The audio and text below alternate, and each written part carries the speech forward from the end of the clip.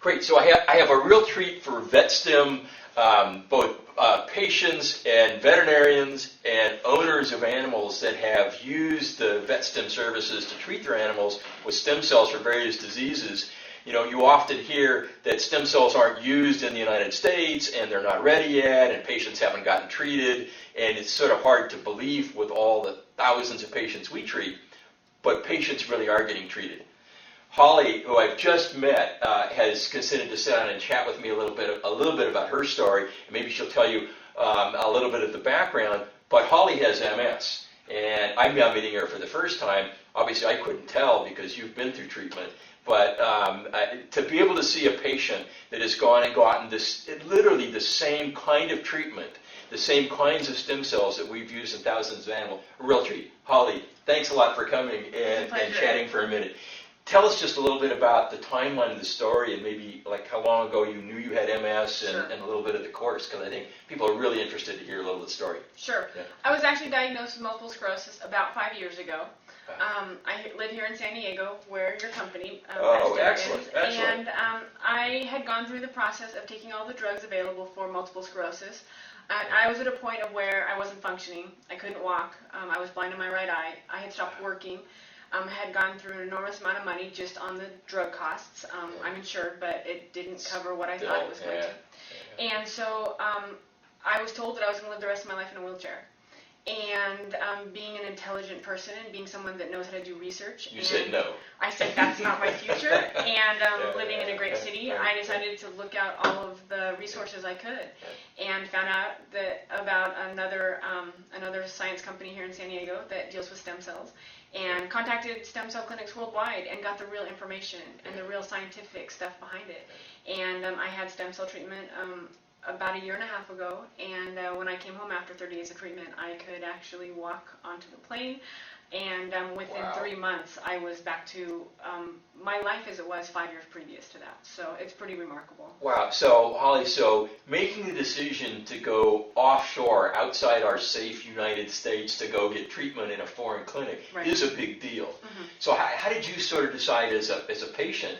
And you're not a PhD and you're not an MD. No. You may have some scientific expertise. I don't. But you're just a patient. Right. And so how did you go through that? How did you make your own personal decision that it was the right thing to do? I wasn't desperate, but I definitely knew, that there are medical libraries. There are lots of scientists and doctors and researchers that you can talk to. You just got to, get the courage to pick up the phone and make a lot of phone calls and ask a lot of questions, be a self-advocate and understand. And I was fortunate enough to come across so many great people that answered the questions and said, this is good, this is bad. You're doing treatment with animals and it relates to the human side, and taking all of that, and I was so fortunate enough to talk to the right people. And so now, I've gotten the benefit from it. It's just absolutely excellent.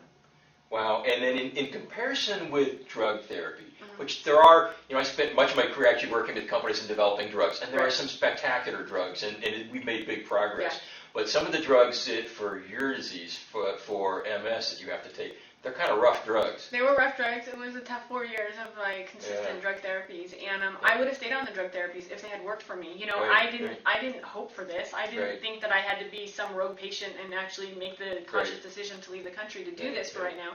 I also didn't want to wait the 8 to 10 years that I could see that possibly waiting for something like this to come along, and so I would have gladly stayed on the drug therapy as I was on, but it just wasn't working in my case. Right. Really interesting in the dog world, in arthritis, which if you've had dogs, and they get arthritis, and they get old age pain, and they're on the same pain meds that we get on, and it just rips your heart out. Yeah. As you know, they can't go up the stairs, they can't catch the Frisbee anymore, they can't do the things that, they're getting up there in age, and you're like having to make the decision, is it like we reach the end? Yeah. It is unbelievable, exciting when you see both patients like that have no more good choices. The drugs either don't work, or the side effects on the liver, the effects are bad, and then we can figure a way to have their veterinarian help them with their own stem cells in exactly the same procedure you got. We don't do liposuction in dogs. We actually go in and take a little surgical piece of fat out, but it's the same thing. And then we process it in the same way and inject the dogs both intravenously, like you probably got treated, and in the joint, if there's a particular joint that's bad, we'll inject into the joint in a dog. And it's the same thing, within weeks they start getting improvement, and you see now they can start going up and down the stairs. They'll go chase the frisbee. They'll start doing some of that they used to be able to do. And some of them, we've seen it last for many, many years now with no more treatments, and some of them need to be treated again. So did you just get one series of treatments? At the time that I went, the clinic wasn't yet saving stem cells, so I chose to go back and have my stem cells saved for future use. Good for you.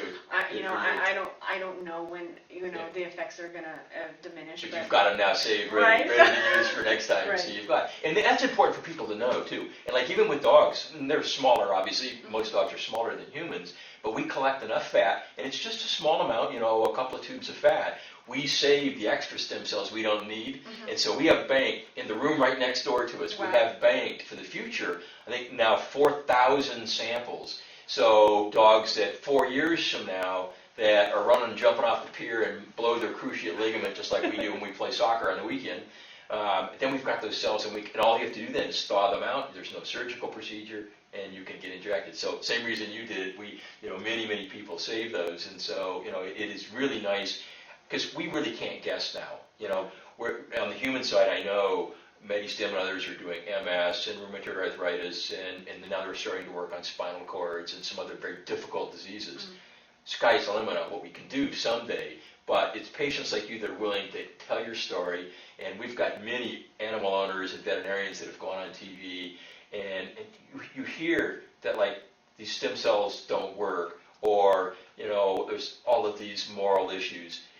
This obviously is your own stem cells, and you just concentrated them with a little bit of help and put them right back in. So all of the issues arguing about, killing embryos and all that sort of goes out the window, doesn't it? It does, and then I've come across so many people that want to know more. It's nice to be able to explain the differences and where it's coming from and stuff. And I just think it's new and exciting, and I can see the progression as we move forward in the future. And I'm just so elated to basically get my life back and have that opportunity. So. Excellent. Holly, hey, thanks a lot. I really appreciate it. It was a pleasure. Thank you so much. And best of luck, and we'll follow your blog and your videos, and we'll share ours with you. Thank you.